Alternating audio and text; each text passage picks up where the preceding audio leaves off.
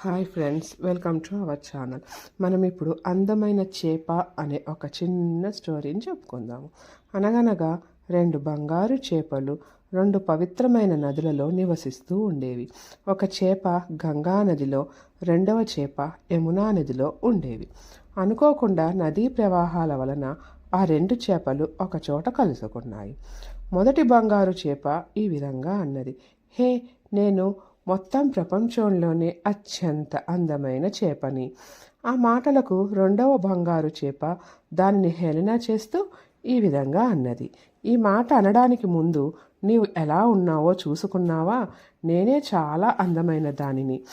ఈ విధంగా 2 చేపలు ఒకదానితో ఒకటి నేనే అందమైన దానినంటూ పోట్లాడుకోసాగాయి.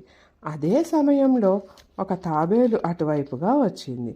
ఆ 2 చేపలు తాబేలు దగ్గరికి వెళ్ళి ఇద్దరిలో చాలా అందంగా ఉండేది ఎవరో తీర్పు చెప్పమని అడిగాయి.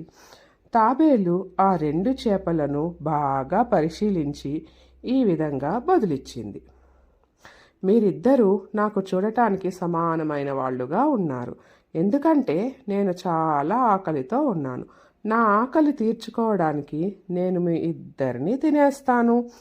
అప్పుడు కానీ ఆ 2 చేపలకు తమ జీవితాలు ఇరకాటంలో ఉన్నాయని తెలిసి రాలేదు. నీతి: అనవసరమైన వివాదాలు ప్రమాదానికి దారితీస్తాయి. Thank you friends.